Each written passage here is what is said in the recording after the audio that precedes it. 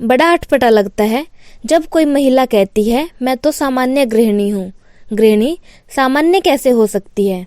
जो घर को चलाती है वह गृहलक्ष्मी सामान्य कैसे हो सकती है? मातृत्व तो अपने आप में अत्यंत विशिष्ट बात है। यह पश्चिमी दृष्टिकोण के कारण हो गया कि बाहर आकर कुछ काम नहीं करते हैं तो हम सामान्य हैं। अपनी सामान्यता को ढाल के रूप में हम प्रयोग करते हैं, इसलिए असामान्यता का स्वीकार करना बड़ा कठिन हो जाता है। लेकिन माँ ने तो हमें बचपन से सिखाया है कि हमारी संस्कृति में उठते ही सबसे पहला काम क्या करना है। सबसे पहला श्लोक सिखाया क्राग्रे वस्ते लक्ष्मी, और उसके लिए कहा कि हाथों को देखो, अपनी हथेलियों को देखो। हम सब लोग अपने हाथों की हथेलियों को एक बार ध्यान से देखें। अपनी हथेली को अद्वितीयता के भाव से समझने का प्रयास करें। यदि नहीं समझ में आए तो मैं अभी एक क्षण में बता देती हूँ, सिद्ध कर देती हूँ। इन हाथों के दर्शन से हमको पता चलता है कि हमारी अद्वितीयता क्या है। आज कहीं पर भी कोई गुनाह होता है, पुलिस पहुंचती है। पुलिस किसी गुनाह के स्थान पर देखने के लिए आती है तो साक्ष्य इकट्ठा करते समय सबसे पहला कौन सा साक्ष्य इकट्ठा करती है? उंगलियों के निशान। क्यों करते हैं? क्योंकि दुनिया में 7 अरब की जनसंख्या में किन्हीं 2 व्यक्तियों की उंगलियों के निशान एक जैसे नहीं है।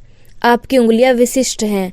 इस विशिष्टता को भारत ने समझा, इसलिए एकत्व के नाना रूपों को प्रगटीकरण का अचंबा हमको नहीं लगता है, अजूबा नहीं लगता है। हम विविधता को बड़े आराम से स्वीकार करते हैं। ये 2 बातें समझना भारतीय जीवन दृष्टिकोण को समझने के लिए बहुत आवश्यक है।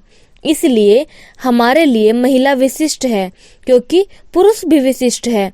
महिलाएं एक वर्ग के रूप में विशिष्ट नहीं है, व्यक्ति के रूप में भी उतनी ही विशिष्ट हैं, अद्वितीय हैं। इसलिए सारे जन जन को ही जिस प्रकार ईश्वर के रूप में देखा, वैसे महिलाओं को भी देखा, बल्कि थोड़ा सा 2 कदम आगे चलकर देखा।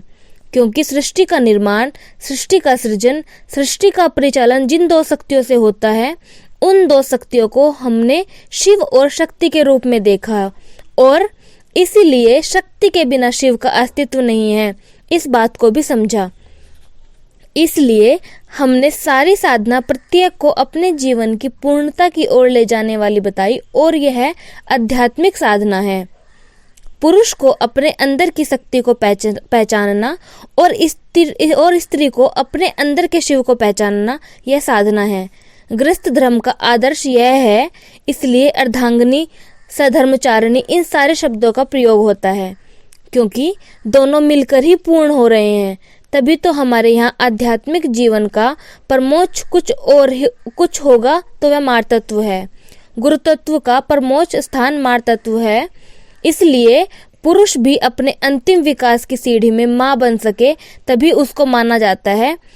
इसीलिए संत ज्ञानेश्वर माऊली है, माँ है। गुरु हमारे लिए माँ बन जाता है, और गुरु का माँ बनना ही उसकी सर्वोत्तम अभिव्यक्ति है। जय हिंद, जय भारत।